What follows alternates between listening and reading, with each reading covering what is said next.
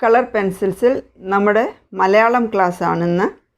കഴിഞ്ഞ ക്ലാസ്സിൽ പഠിച്ചവ ഒരു പ്രാവശ്യം നമുക്കൊന്ന് റിപ്പീറ്റ് ചെയ്യാം. ക കപ്പൽ, ക കപ്പൽ. ഖ ഖഡ്ഗം, ഖഡ്ഗം. ഗ ഗഗനം, ഗഗനം. ഖ മേഘം, മേഘം. ങ ങ. ച ചക്രം, ചക്രം. ഛ ഛായാഗ്രാഹകൻ, ഛായാഗ്രാഹകൻ. ജ ജലം, ജ ജലം.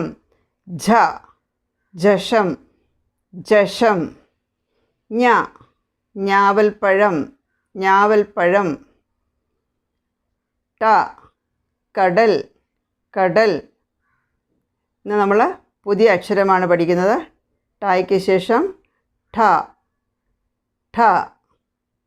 ഇതിൻ്റെ വേർഡ്സുകളോട് ഞാൻ പുറകാലെ പഠിപ്പിക്കുന്നുണ്ട് ഇതേ ക്ലാസ്സിൽ തന്നെ. അപ്പം ഇത് വായിച്ച് പഠിക്കുക ആദ്യം. ഠ, ഠ. ഇത് എഴുതാൻ വളരെ എളുപ്പമാണ്. നോക്കാം എങ്ങനെ എഴുതുന്നെന്ന്.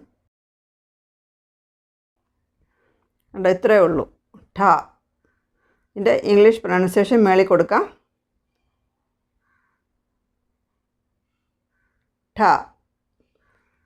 അതിൻ്റെ വേർഡ്സ് നോക്കാം. പാഠം, ഠ.